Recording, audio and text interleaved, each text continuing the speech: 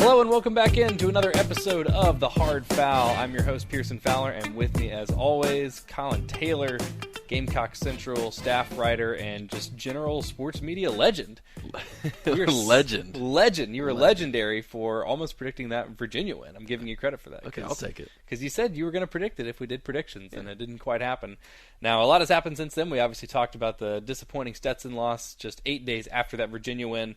But that's all in the past, because for South Carolina, it's all about SEC play. That starts tomorrow, I guess, depending on when you're listening to this, or today. We're recording this late Monday evening. Listen to it twice. Listen to it Monday and then listen to it Tuesday, too. Exactly, so that both of those things can be true. South Carolina gets SEC play tipped off Tuesday evening, 7 o'clock at the Colonial Life Arena against the Florida Gators, who actually already started SEC play. They played their first game this weekend. They won that one against Alabama. An unbelievable game, 104-98 or 96. I don't remember what the final score 98. was. 98. 104-98 in overtime. Incredibly high-scoring game. I don't think South Carolina should necessarily expect or hope for this game to be played into the 90s and low 100s, but a little bit scary if you're a Carolina fan looking at all the firepower that Florida was able to pour into two halves and then overtime. I hate that basketball's halves, by the way. College men's basketball. It's weird. It's the only thing. The only thing I like about it is it allows you to get into a little bit more of a flow than 10 4-minute quarters. I guess so. I feel like you could have fewer timeouts if you did quarters, but I don't know that. I feel like you could structure it such that you just have like 5 and then you have like your quarter. I don't know if they could just condense it. It's just weird because it's I agree. Women's college basketball, high school basketball. Like, I coached my brother in church league. That was quarters. Obviously, the NBA, the WNBA, all quarters. But anyways. So anyway, South Carolina, Florida was able to pour in 102 points or 104 points or whatever it was in 2 halves plus overtime against Alabama. They're done. They're started SEC play. They're 1-0. They're a really good team. And for South Carolina, had a little bit of momentum with Virginia, lost all that momentum and maybe then some against Stetson, but they also didn't have a lot of momentum going into SEC play last year when they played Florida down in Gainesville. Obviously, we talked about it a lot in the podcast last week. Chris Silva's buzzer beater really injected some much-needed life into the season. So let's just start there. How big is this for South Carolina? Is this like already, if you're someone that believes in must-wins, a must-win, and if you're not, a very, very, very important game? Yeah, I mean, bare minimum, this is an incredibly important game, and I think if you're South Carolina, you need to have something good happen for you, whether that's this Florida game, or one of the next 3 or 4 games in SEC play. You need something good for them to happen, and it starts Tuesday night whenever you're listening to this. So this is one of those where if you can go out and beat a Florida team that will contend to make the NCAA tournament and could go deep into the NCAA tournament, has the talent to do it, it's kind of a barometer of where you are right now through your first 13 games, and this is an important one for South Carolina to see if they can bounce back from what is a pretty terrible loss against Stetson. So if they can do that, whether that's a 5-point win or playing Florida close, you certainly feel good about South Carolina if you can come out and see some improvement from that game last Monday. So I think the way that I want to do this, and we can change this going forward, if y'all like this or hate this, let us know. We're open to all sorts of feedback, but I figure we'll start with the opponent, talk about what South Carolina needs to do. We'll, of course, cast our reverse jinx for the game. We've actually got a pretty good track record of doing that. We didn't do a pre-Stetson podcast, which ultimately ended up being a good thing because we probably would have gotten all of our predictions. We reverse jinxed ourselves. Yeah, exactly. We would have gotten probably most of those predictions wrong, but we'll have our reverse jinx. And then since you and I don't like to do score predictions, I was thinking about this earlier, and this is the first time I'm bouncing this off of you, but play it out sort of like we did against, I don't remember if it was, I guess it was for Virginia, where we said, if South Carolina wins this game, then it will probably have to be a game like this. So like the most hypothetical kind of final score prediction. But with that said, let's go ahead and get started with the opponent. We know what Florida can do. They're 9-4. Those 4 losses are generally quality losses. They've lost to Florida State, who's 13-2 and just beat Louisville this past weekend. They lost to Butler, who's 14-1. That was on the road. They lost to Utah State, who's 13-4. Which, how have they played 17 games already? That's a lot of games. The one of those 4 losses that does stand out a little bit is UConn, who's only 9-5 right now, but that's also a game that was on the road. So in general, quality losses for Florida, and we know what kind of, just consistency, even like post Billy Donovan. It's just been a remarkably consistent program. And headlined all by Kerry Blackshear, whom you were working on a story about, who's kind of the stud and the fulcrum of everything that this Florida team does. So I will cede the floor to you, and obviously without spoiling everything that's going to be in your story on Gamecock Central tomorrow, what can Carolina fans expect to see from Kerry Blackshear tomorrow? I mean, he's really damn good. I mean, he is so he's impressive. You saw it at Virginia Tech last year, and there's a reason he's SEC preseason player of the year. I think he's leading the SEC in box plus minus at 11.8, averaging close to 15 points and 9 rebounds a game, which is both top 10 in the SEC, I think, at this point. He's a guy that is consistent. He's not up and down. He's a guy that plays like Sindarius Thornwell or Dwayne Notice when they were seniors. A guy that you kind of know what you're going to get day in and day out. And Frank Martin talked about it on Monday. He has great hands. He gets to the foul free throw line a lot. He is top, I'm looking at it right now, top 11. He's 11th in the country, so out of every Division I player, in fouls drawn per 40 minutes. So he gets to the line. If you're going to have one knock on him, it's he fouls a little too much. Second in the SEC in fouls committed. But he's a guy that you got to account for, and you're going to put Mike Coates on him and tell him, hey, Mike, you got to make sure this guy, doesn't get his 15 and 9, because their guards have been inconsistent. Andrew Nembhard, Noah Locke are good. Scotty Lewis is good, but they're just not what Kerry Blackshear is. And Andrew Nembhard and AJ Lawson are both on Team Canada, so they kind of know each other pretty well too. Yeah, which would be kind of an interesting game within a game, and he's having the kind of season that I think Carolina fans, at least statistically, would be looking for. I think he had like a 15-5 maybe this weekend or something like that, kind of what you'd be expecting from AJ Lawson week in and week out. But real quick, if you were someone that just like fast forwarded through the beginning of the podcast for some reason and then just started listening when you were describing Kerry Blackshear, we probably would have thought you were talking about Chris Silva last year.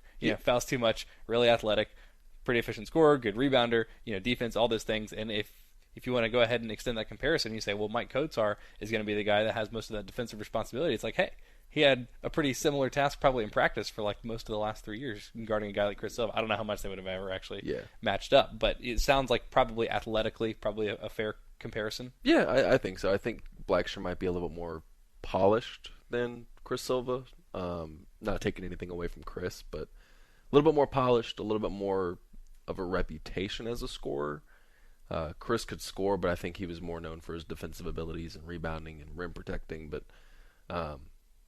Blackshear's more of a scorer, a little bit more of an offensive, design an offense around him to be better. But, I mean, you look at him, he's 6'10", 241, which is probably what Chris Silva was his. I'm going to look it up, but I think that's what Chris Silva was his senior year. So, yeah, the comparison is certainly there. And Chris Silva was 6'9", 234. So, inch taller, about a little bit less than 10 pounds heavier. So, the comparison is there. And I think that Mike, who's been around Chris now for 3-4 years, understands what it's going to take. And weirdly enough, Blackshear was on that Virginia Tech team that came down and played those super secret scrimmages with Buzz Williams.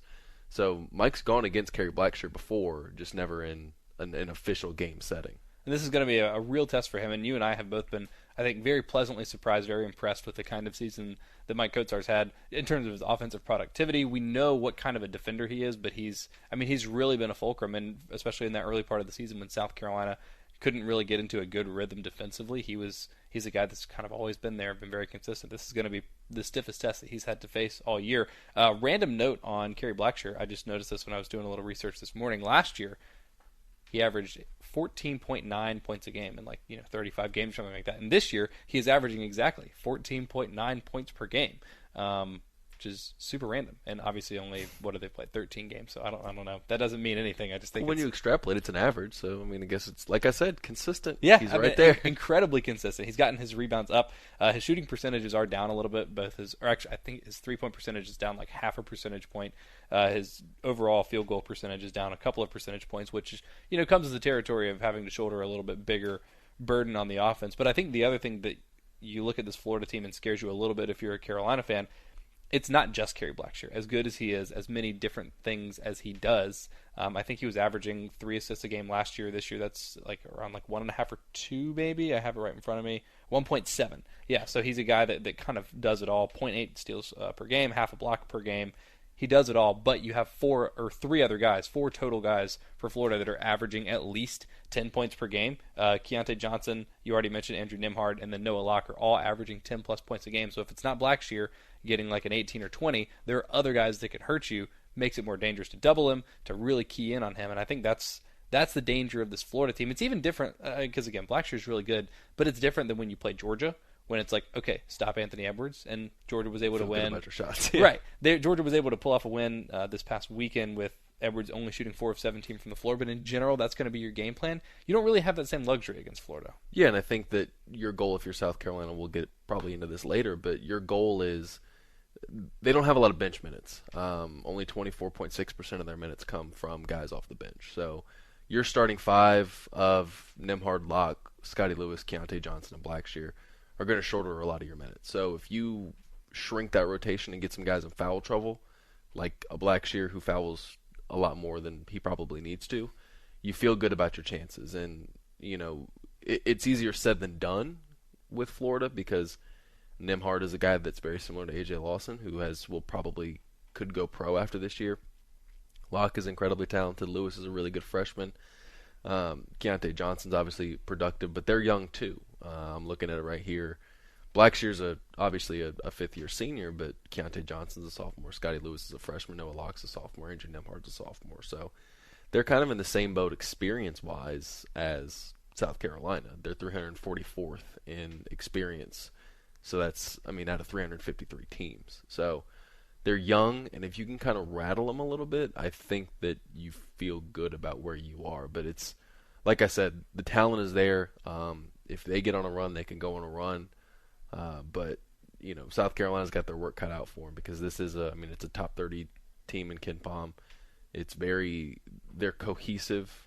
They don't have a lot of continuity, but the guys that have played together, the Nimhard and Locke played a lot together last year, same with Keontae Johnson. So 3 of your starting 5 have had a year of experience together, and there's really not been that many injuries to kind of derail them, kind of similar to what Lawson and Bryant and those guys did earlier in the season where you didn't get that continuity early.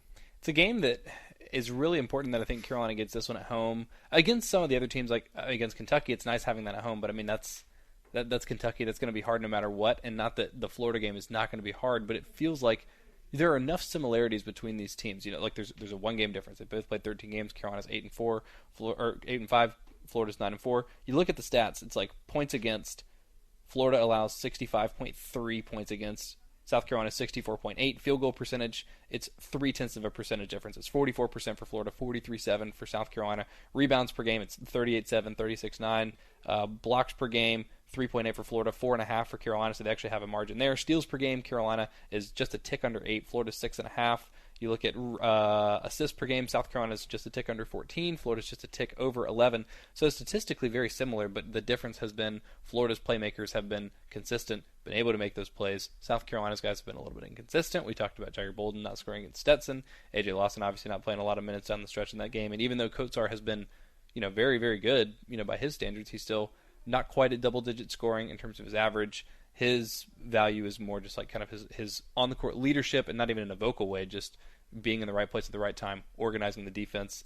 And that's kind of been the difference. And I think however this plays out Tuesday night, it's going to be which set of playmakers makes more plays, which sounds dumb, but it's going to be the top-end guys really making the difference. You'd have to give the edge to Florida because they've been doing it, but you say at home, maybe A.J. Lawson's a little more comfortable playing at home. Maybe this is Keyshawn Bryant having a little bit of a bounce back after a poor Stetson game, or maybe this is the one game per year that you get where Mike Kotsar decides to score 25 like Mississippi State last year. 12, yeah. Yeah. I think this is going to come down to who gets to impose their will a little bit. They'd like to play 2 different styles.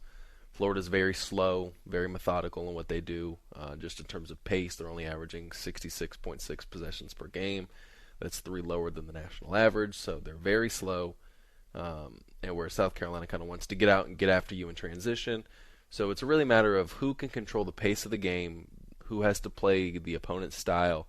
And if South Carolina gets into a half court, we saw it against Stetson. It was not good. So either those problems have to get fixed or you got to play fast. Yeah, and if you can't win a half-court battle with Stetson, you're not going to win it against Florida. Yeah, a team that has Sweet 16 talent on it. So a top 30 team versus a bottom 30 team. Yeah, and you have to be able to get out and play fast and create in transition, because Florida they don't do that. And I think this is a benefit of getting it at home. Florida's only played 2 away games, true away games this year, and lost both of them, at Connecticut and then at Butler. The rest of their losses have come, one was at home to Florida State, and the other was on a neutral court. So, and they've played, 4 or 5 neutral court games. So, getting it at home with a young team that really hasn't played in this kind of environment this season, I think is big. And if you can get out, and we'll talk about it later, but if you can get out and play your style and not have to be limited in terms of just what Florida's trying to make you do, which is slow it down and play like Virginia wanted you to play, then that kind of probably helps you out a great deal when you're trying to beat a team that's borderline top 25. One of the interesting things to watch in this game as well, in addition to the difference in style of play and tempo and things like that, you mentioned that Florida doesn't get necessarily a lot of production, doesn't demand a lot of production from their bench. They only have 8 guys that are averaging at least 10 minutes a game, where South Carolina has 11 guys that are averaging at least 10 minutes a game. I mentioned just a second ago, I think this is going to be a top-end game. Part of the reason I say that is Carolina should just buy the math of playing more guys and having good productivity from Cousinard lately, from Hannibal lately, from Levesque in somewhat limited minutes in the last couple weeks. They should just sort of win that by default. You feel like that gives you a little bit of an advantage, but you say, well, Florida's starting 5 is probably a little bit better than Carolina's starting 5, so that should balance out, which is what leads me to think it's basically just going to be on Bryant and Lawson to really make a difference in this game. But the one thing that I wonder, since you and I talked about this a little bit last week, just in terms of South Carolina starting to shorten its rotation, one of those 11 guys that is averaging 10-plus minutes per game is Jalen McCreary, who hasn't played the last couple games. I guess the last game he played was against Houston, if I remember correctly. Yeah. So that one doesn't totally count. But you wonder if this is when you start to see South Carolina trim that rotation a little more. Florida's basically going to play 8 guys. Is this going to be when Carolina plays 8 guys? Or do you think they try to take advantage of that, stretch it out a little bit more, and really make the bench margin so significant that that's where they win the game? I think that you're going to see, I think it'll depend on the game flow. It always does with Frank Martin. It always does with his teams. If AJ's out there giving you 25 and Keyshawn's giving you 15 and Mike's giving you 8, I mean, if your starters are performing and you're getting efficient offense from them, then you keep them in, you ride that hot hand as long as you go. But if you put Trey Hannibal in, or TJ Moss, or Jermaine Cousinard, if he plays, he's dealing with a bad back. If you put those guys in and they're going off for 25 a game, tomorrow night, then you put those guys in. I think that's the benefit you have with South Carolina, is you do have options. And right now I don't think Florida has the same amount of options. And that's to South Carolina's benefit if you're going to look at it on the whole. And, Florida doesn't have a Jermaine Cousinard or a Trey Hannibal right now, or a Wilden Zevek. They have 5 really good guys, and then their rotations is a lot of serviceable ones. So if you can make them get into their bench and play their bench, 5 or 6, 3 or 4 guys play 15 minutes, then you feel good about the fact that, because when those guys are playing, that means Locke's not, that means Nemhard's not, that means Blackshear might not be able to. So that's a big deal. I don't know who the officials are for this game, but that could be a huge factor. And I say that a little bit tongue-in-cheek, because college officiating is such a crapshoot. For Doug Shouse, something like that. Because I remember watching the Auburn. I guess when Auburn came to Columbia last year, and South Carolina was able to pull off that upset.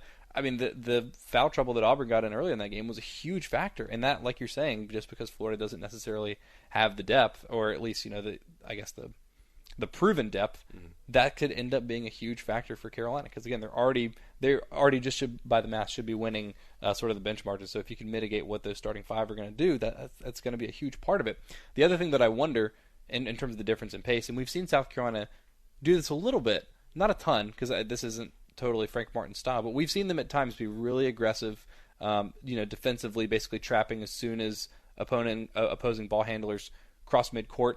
I don't know if you feel better or worse. You have a guy in Andrew Nemhard who's a good, proven ball handler, like you mentioned, teammate with AJ Lawson, so there is some familiarity there. I wonder if they feel better or worse, getting the ball out of his hands versus knowing that he's probably going to be able to make the right pass, and then Florida's playing a man up and sort of giving them that advantage, or if it's a little bit more conservative, sitting back, letting Florida take those shots, which it slows the game down. It's a maybe a safer approach, a more conservative approach. I guess I just wonder how aggressive they're going to be in trying to speed this game up, get out in transition, force those turnovers, force steals, as opposed to just playing it safe and trying to keep it low scoring in a more traditional way. I think you're going to see something similar to what they did against Virginia. Virginia and Florida play similar pace-wise, so I think you're going to see them try to get some open court opportunities. I think you're going to try to see them force some steals, and if you can't do it in the first 5-6 seconds after they cross half court, then get back, set up on your man-to-man, and then work from there. So I think Trey Hannibal's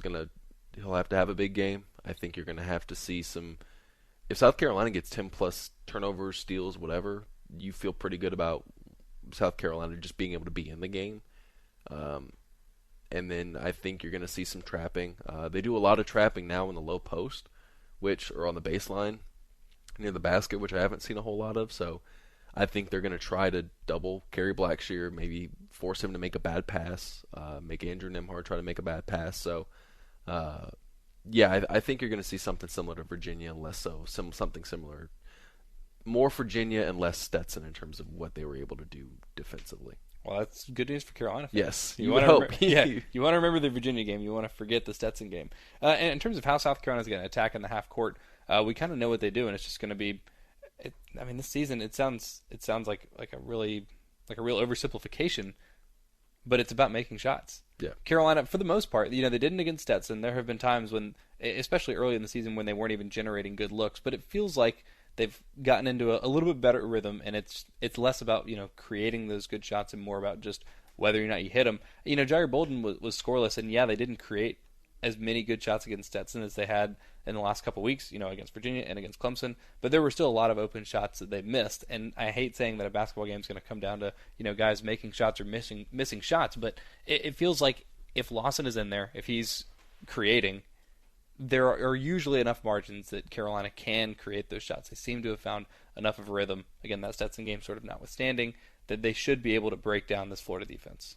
Yeah, and I think that, number one, I think they're going to be more locked in than they were against Stetson. I think that this was kind of a wake-up call that, hey, we can't just roll a ball out there and go win. So I think you're going to see that, and I think you're going to see more of the offense you grew used to seeing in December, just because, they didn't get the ball into the paint a whole lot against Stetson, and they settled for some really bad threes, and I think you're going to want to get the ball to Mike Kotsar, to Justin Minaya at the 4, to try and get Kerry Blackshear into some foul trouble, and I think you're going to that opens up everything when you can get it into the lane and kick from there, have Mike Kotsar go up or pass or whatever. It kind of opens things up for South Carolina's offense, and if you can get some points out of it and get some foul trouble from Blackshear or Keontae Johnson, then more power to you. But this will be more of a typical South Carolina offense, what this team wants to look like in the half court compared to what you saw against Stetson. The one thing that worries you a little bit, I think, as well, given that Mike Kotsar is going to be kind of the centerpiece of what South Carolina does defensively, not just because he's always doing that, but because Florida's going to want to go through Blackshear. Carolina's priority is going to be stopping Blackshear. Mike Kotsar is going to be his primary defender. If he's doing so much work on the defensive end, how much is he going to have left for the offensive side? Now, there's some guys where it's like, they get it going on offense, that helps their defense, and vice versa, and it's just sort of a symbiosis. But for Kotsar, who's already the minutes leader for South Carolina, who's already, maybe, I don't know if this is entirely fair to say, but maybe like overperforming what he should be doing offensively, because he's, like I said, he's scoring about 10 points a game. I think it's 9.6 or 9.7 on the season. I wonder if it's fair to expect him to pour in his like regular 10, or if because of the increased defensive responsibility, he's going to have to take a step back. And if that's the case, where does the rest of that scoring from, especially, as you mentioned, that post scoring and at least those post touches? Yeah, that's a good question. That's why I don't make the big bucks. I mean, you'd like to think that A.J. Lawson rebounds. You'd like to think that Jair Bolden rebounds, and they combine to give you 25 to 30 points. You'd like to think that Keyshawn Bryant has a good game, like he did last time against Florida. So if Mike Kotsar, I think, is going to be more valuable defensively against Florida than he will be offensively, and that's not going to take away anything from his offensive abilities. But I think that he's more important on the defensive end to try to stop Kerry Blackshear. Which says to me, I wonder if, again, Carolina's looked good with Minaya at the 4, and I think you and I both like the idea of the versatility that adds. And, Minaya has not been a good three-point shooter this year, but has been earlier in his career. So you feel like, the theoretical possibility is still there, and he can knock down a shot when he needs to. I guess He had the he had a big 3 at Virginia, and then he had another one against Stetson. That was the one that cut it to 2, if I'm not mistaken. Right. So he's shown the ability to at least hit those shots in timely situations. But I wonder if this is not going to be a game where we see. I always want to see more Levesque, and so I just always hope to see more of him because he's cool and exciting and fun. But this feels kind of like a Frank game to me because he's going to be a guy. I mean, he's continues to be good offensively, not great defensively. But if he and Coates are on the floor at the same time, Frank won't have to worry about Blackshear because that's always going to go to Coatsar. And on the other end, you're not going to have to worry about Coatsar being as involved. Because, again, I'm just worried about him getting worn down on the defensive end of the floor. You give it to Frank, that's some post touches there, and maybe even a little bit more, is it fair to say, consistent post offense? I know he doesn't score as much as Coatsar, but he doesn't play as much. He's not as involved in the offense. But it just feels like when he gets down there, he's got a nice touch. He's got that nice little, turnaround jump hook. He's got good touch and generally soft hands around the basket. This feels like a game where he could be a big difference maker in the offense, at least. Yeah, and Alonzo, I mean, he's leading the team in offensive rating right now. He's the most efficient offensive player on this team, statistically I didn't speaking. know that, but I'm glad you have that stat. So, yeah, I think that you trade some of the defensive stuff there, and, you want Alonzo. I think he's hitting like 67% from 2 this year. I mean, he's arguably the team's best shooter from inside. So you want him on the court. I think you're going to see a lot of him. I think you're going to want him on there because then if they have to put Blackshear on him, Keontae Johnson's just 6'5". So if they switch him and you're putting Coatsar out there, then you throw it back to Coatsar and he's got a mismatch. So you really, I mean, now, granted, this comes with Alonzo having, being able to efficiently stay out there for long periods of time defensively. So, yeah, I think it'd be a good idea to put him out there, and if not, then you rotate him in with Justin Minaya, who's a much better defender than Frank is, and maybe a less offensive threat.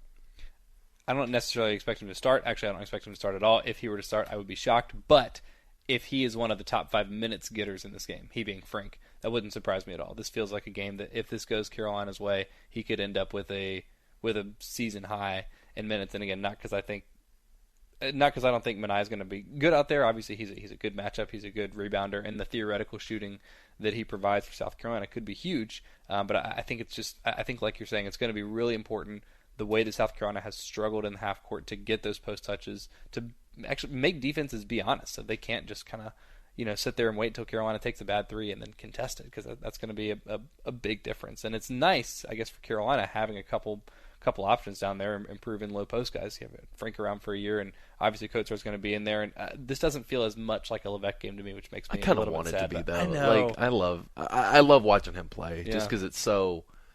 I mean, you throw him out there and it's bull in a china shop when him trying to post up. Now, the one thing that I wonder, and I will say, if it is kind of a, what's his name? Frank. Yeah. If it is a Frank game and he's not out there with Coatsar, if Coatsar's either in foul trouble or just sitting because, he does that. Frank Martin lets him sit for almost 4 minutes a game sometimes, yeah. which is amazing. Big. But could this be a little more Levesque at the 5, Frank at the 4, and again, just for the defensive part of it, so that you don't ask Frank to match up with Blackshear, because one, Blackshear's going to eat his lunch. Sorry, Alonzo, if you're listening to this, or Alonzo's parents. Just, he's not the defensive player right now to be able to handle. You don't feel comfortable putting Alonzo Frank onto that right. kind of player. And you don't want to put him in a position where he might be getting into foul trouble, especially if he is someone that is hopefully going to be helping you on the offensive end of the floor. I just feel like that's going to be a difference maker. I'm almost leaning towards, I've talked myself into it. I hadn't even thought about this before we started recording, but I'm leaning towards that being sort of my reverse jinx. But we did this for the Virginia game, and you were exactly right.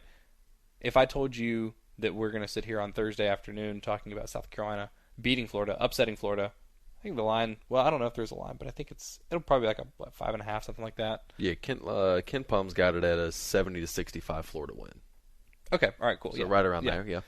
If we're sitting here Thursday talking about the Florida game in South Carolina having put off the upset, the player for the game will be, or player of the game. I don't know why I said for the game. Player of the game will be. Wow. You know what? I'm going to go ahead and throw AJ Lawson into that. Yeah. Frank is a very close second, along with Jair Bolden. But we already reversed jinx Jair Bolden. So you get one a year. We're going to run out of players real quick. Yeah, you get one. How about this? You get one a month. Okay. So all right, cool. We're, last 4 weeks.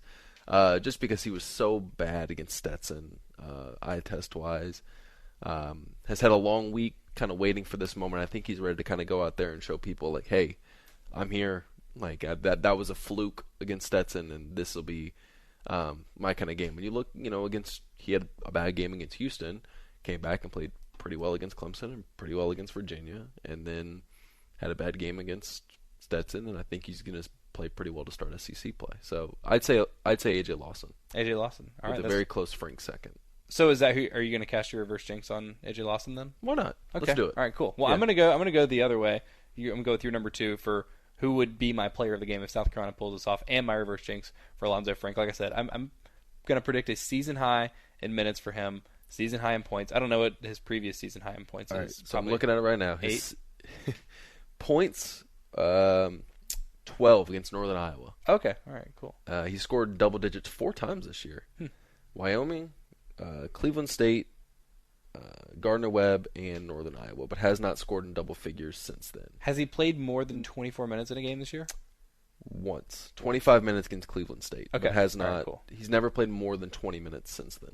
All right. So I'm gonna 26. Oh no, minutes. he played 21 against Clemson. I'm sorry. Okay, but no more than 25. So he's gonna play 26 minutes. He's gonna score 14 points, have 6 rebounds. He's gonna be the difference maker in this game. But if we're gonna do reverse jinx, I have to say Alonzo Frank, who is just flashed, hasn't been able to do it consistently, and I don't think that he's gonna be able to get it going against Florida, even though Carolina's gonna need it. So you just prices right at him. You just took his season high and everything and added just one. add 1 to it basically. That's what I did. I actually won something in middle school doing that. It was one of those guess the jelly beans thing, and I so looked. bad at those. But I did that. I found the largest one and one-upped them. The Price is Right method. That's such an awful thing to do, but I feel like that's the way to go. If I was ever on Price is Right, 100%. That or the $1 bid. But it's you're torn between. I'm such an asshole if I do this, but also it's the most effective way to maybe win and Candace next to me, who's this 60-year-old woman who's dreamed of being on The Price is Right. I'm gonna ruin her day, but I also want that refrigerator really, really bad. So is it strategery or is it ethics? A little bit of both. I go with strategery over ethics. Yeah, no, in that case. but if it's something I want though, if it's one of those dressers things or whatever, I'm not gonna do that to this nice old lady, but. If it's a car, yeah, you better believe that I'm going to go up there and I'm going to bid the $1. I'm going to bid the 1 over. Damn straight. Yeah. Learning a lot about Collyn Taylor over the course of this podcast. All right, so it's kind of a funny, I don't know, cognitive dissonance. I don't know what it is. It's really strange because we've had this conversation about Carolina several times.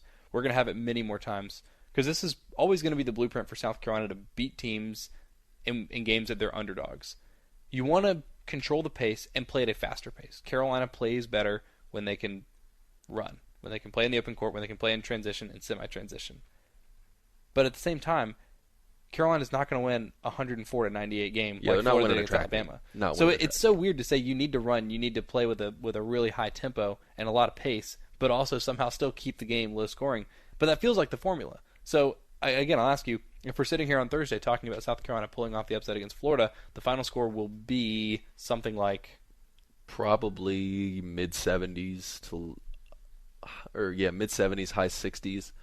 I think if you're South Carolina, you want to play really, really fast offensively, but slow things as far down as you can possibly go on the defensive side of things.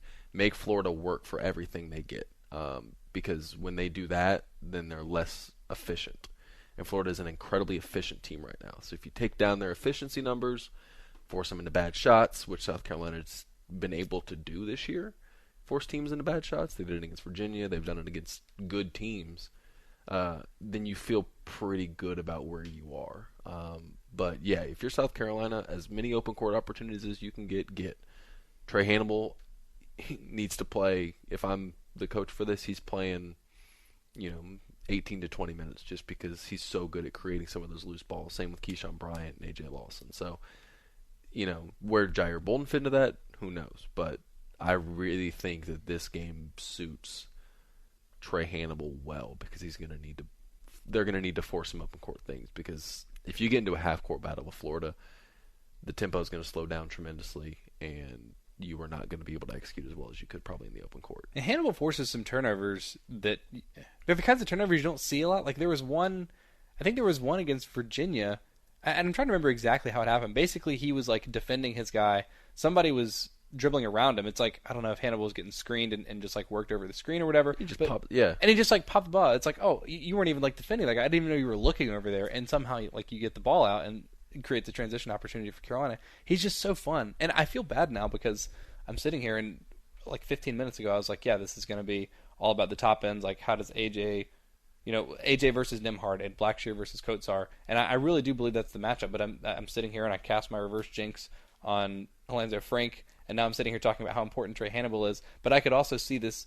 I guess when I say like your top 5 guys, I could see Carolina's top 5 players in minutes being Mike Kotsar, Alonzo Frank, Keyshawn Bryant, AJ Lawson, and Trey Hannibal. Like, absolutely. Like that lineup, I wonder if I don't know if we've seen any minutes with those 5 guys on the court at the same time. But Hannibal at point, Lawson at the 2, Bryant at the 3, Frank at 4, and Kotsar at 5. That gives you a little bit of everything. I really haven't sat down to think about it. But, I mean, you get your rebounding from Keyshawn and Mike and Alonzo to a degree from the offensive side. And you get your scoring from, AJ and Keyshawn and Alonzo. And then you get everything else from kind of little bits and pieces here and there. So. Yeah, I mean, like your two best defenders are bookending your defense there with Kotsar at the 5 and Hannibal at the 1, which is again like I don't know how much. I don't know if you have access to just like all the lineups that Carolina's played, or if that would I have access to. Yeah. Well, I don't know. I don't know how well they keep the stats for college. I know like you can look up those kinds of things for NBA, but I don't have access to those kinds of things. But we've talked about just how much depth they have, or at least theoretical depth, and how many different lineups they can play and have played. There are probably a ton of like really interesting lineups that we haven't seen a huge sample size of, just because there's so many different possible permutations. But I would be curious to know how many minutes that particular lineup has played, in like what their plus minus is and like when they've played it, because that seems like a really interesting lineup with a lot of potential. That, like I said, I wonder if we will see a good bit of that, because that does feel like it could match up well with this Florida team. So I'm looking at the top most frequent lineups over the past 5 games, which is what KenPom gives you. There's only one lineup where I'm seeing Trey Hannibal in it, and it's been used 3.5% of the time, with Hannibal at the 1, Lawson at the 2, Bryant at the 3, Kotsar at the 5. Do we know who the 4 is? Mania? It'd be the Mania. Okay. Yeah. So, right, so we're basically very just close. plugging Frank in for Mania. Yeah. It doesn't give us any plus minus there, but I mean that seems like a pretty productive. I would think that'd be a pretty productive lineup. Yeah. 3.5% isn't a lot. I wonder. I can't remember. I mean, when fairness, they would have played off the top of my head, but yeah. In fairness, though, the most frequently used is a 9%. So Frank loves to. I mean, the way Frank substitutes and all that, you're not getting a lineup in there for more than 10% of the time. That's true. The starting lineup is the one that's been used 9% of the time. Yeah. So. Okay, that makes sense. Yeah. Interesting. Well, that's Tuesday night at 7. It's going to happen one way or the other. Now, the other thing that we discussed is South Carolina can get through these first 5 games and be 2-3, and it not necessarily be over. But if you start 1-0 and you beat Florida, again, you saw it last year. That was the turning point. Is it too poetic? Is it too much to ask for that to be the turning point for South Carolina 2 years in a row? I don't know. It's also bad that we're even talking about it as a turning point, because if Carolina had just beaten Stetson, we wouldn't be talking about a turning point. You're talking about continuing momentum, but you now have to build that back up from the ground up. It's interesting because, I mean, 8-5 without a loss to Stetson, completely different than the 8-5 with a loss to Stetson, and we're talking two completely different narratives at that point. And that's the weird part about this team, is you just don't know. We were talking about it today before Frank's thing. If South Carolina comes out and wins by 20 or loses by 10, I wouldn't be shocked by either result, just because you don't know what you're going to get from this team night in and night out. And it's going to be fun. Whatever happens this year, it's going to be fun, just because of the cast of characters that are involved and just the up and down nature of it. And I can't wait to see kind of what happens. And hopefully the CLA is bumping, and you can buy beer there now. Yeah. They've had 2 women's games. One. Oh, just one. The other one's on the road. Yeah, that's right. You've had 1 women's game there, and you were able to sell alcohol, and it was great, and everyone had a good time, and nobody got thrown out that I know of. Yes. You are going to be on press row, as you always are. Yes. All the Carolina games that I've been to, and I've been to most of the home games this year. I didn't go to the Stetson game. I've just gone and sat in the seats as a fan. I guess you probably can't drink on press row. Is that something tells me I'd get some dirty looks if I was drinking. I'm not paying $8 for a beer anymore. Okay, all right, yeah, that's fair. Well, for the rest of you, and I probably won't either, because I'm doing dry January. I'm proud of you. To atone for my... I could not. I don't think I could do that. I know. Well, it's... Oh, God. It's like... I don't drink that regularly. I'm like, when I go to the doctor and it's like, how often do you drink? I'm like, 3 to 4 drinks a week or something like that. Yeah, but that still seems like a lot. Like, I'm always weird to like put that because I'm like, then that still seems like a lot. Yeah. You know? Well, I think like I don't know, I have a glass of wine with dinner like 1 or 2 nights, and then like I'll go have a couple beers like on the weekend or something like that. Yeah. But it was just like December just got so out of hand so quick. Well, yeah. So many Christmas parties this year, way more than parties I'm used to. and friends coming into town. Yeah. So anyway, that's not going to affect my viewing experience necessarily until February, but I hope it's got everyone else, hype, and I hope to see all this packed. It's going to be a fun game. It should be a close game, and ESPN's BPI has Florida with a 73.2% chance to win. Although, as you mentioned, Kimpom said it's about a 5-point game. Yeah. And Carolina had a 10% chance to win that Virginia game, and they won that thing comfortably. Honestly, you never know. It's weird. At this point in the year, you just never know with the South Carolina team. There are probably going to be a lot of themes that emerge over the course of you and I doing this podcast, and one of them that I will say right now, and I'll hopefully remember to say this every single episode of the podcast we do for the rest of the season, I would not bet on South Carolina basketball this year. I wouldn't touch it. No. There's just way too much uncertainty. And I'm usually pretty bullish about, like I was wrong, but I was at least bullish on some South Carolina football betting predictions this year. But college basketball in general, though, is such a weird sport to bet because you just never know, and these spreads, half the time these people, it's just an algorithm they plug it into, and it's a crapshoot. Yeah, you never know when Jair Bolden's going to go for 22 or when he's going to go for 0. Yeah. And it might be just as simple as that for the rest of the season for South Carolina. But, I don't know. Do you feel like they're going to win or no? Wouldn't surprise me. I think it'll be close. Most of these Florida games usually are pretty close going into the last media timeout. So I think if South Carolina is leading or within 2 or 3 at the final media timeout, I'll say they win. Is it weird that I feel worse about this game than I did the Virginia game? In terms of Carolina's chances? That's fair. I think Florida's a better team than Virginia at this point in the season. Yeah. Certainly more threatening offensively. Yes, absolutely more threatening offensively. All right. Well, basketball's weird. Yeah. Sorry to end on a negative note if you're someone that's looking for a little optimism for South Carolina. Look, the fact of the matter is, like we said several times now, they can do it. I don't feel great about it, but regardless of what happens, Collyn and I will be back on Thursday to discuss the Florida game, and then South Carolina takes their first road trip of the season, going up to Knoxville on Saturday. I am. Yeah. Are you? Wait, you're going too? Yeah, we'll be there. Good. Yeah, because you go to most most of the drivable ones. Yeah. Okay, that's good. So not A&M.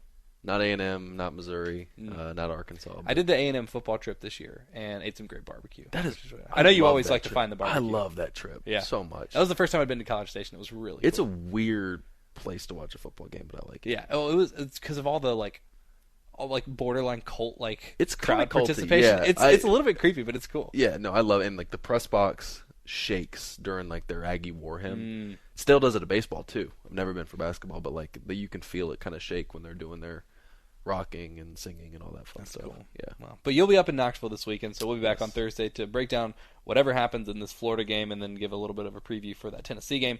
Thank you all so much for listening. Rate, review, subscribe to the podcast, and thank you so much. By the way, did you find out who we get to credit for? Yeah, I tagged it on Twitter. Okay. I missed it. Was it Michael? Michael Beckham? It was not, unfortunately. Okay, because he really liked the stuff. name. Yeah, he liked he mentioned that on a thread, I guess, on our last podcast on the Insider Forum. Beckham had some good ones, but not as good as Hard Fowl. That's elite. That's like 80 grade right there.